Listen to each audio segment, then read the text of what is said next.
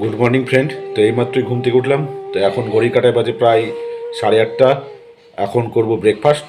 তো চলো নিচে যাওয়া যাক, ব্রেকফাস্টটা সেরে নিই। তো কী দিয়ে ব্রেকফাস্ট করছি সব কিছুই তোমাদের দেখাবো। তো চলো নিচে যাই।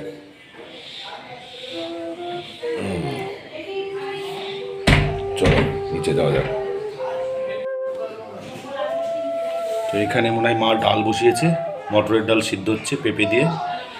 কোথায় গেল কি জানি মা, আর মনে হচ্ছে পেঁপে কেটেছে, এই যে। কিন্তু কই, খেতে দাও। হ্যাঁ তো খেয়ে নে। কী খাবো? ওই ছাতু দিয়ে মুড়ি দিয়ে খাবি, ছাতু দিয়ে। এই যে মুড়ি ফুল দিচ্ছে, ছাতু দিয়ে মুড়ি দিয়ে খাবো নাকি? দাও, অল্পই দেবা। বেশ বেশ, আর দিও না, আর দিও না। ছাতু এটা দাও। এই যে গণেশের ছাতু, ছাতু দিয়ে মুড়ি দিয়ে মেখে খাবো।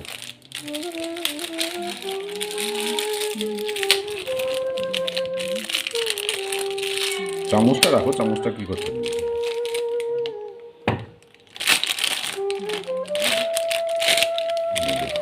ছাতু দিচ্ছে,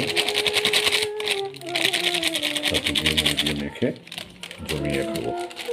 বেশ বেশ, আর দিও না, সবই দিতে লাগে। এইটুকুই আছে, দিয়ে দাও। আবার একটুখানি কি রাখবো, একটা।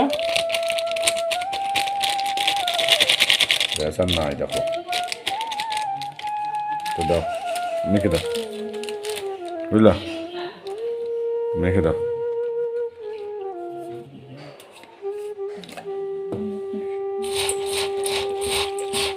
ভালো করে মা মেখে দিচ্ছে ছাতু দিয়ে মুড়ি দিয়ে।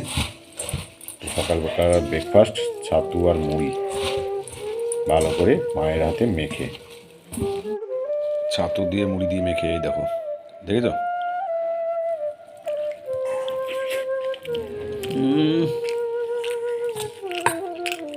আসলে এই ছাতুটাও খেতে ভালো, তো বেশ মজাই লাগে। সকালবেলায় ব্রেকফাস্ট কী করবে?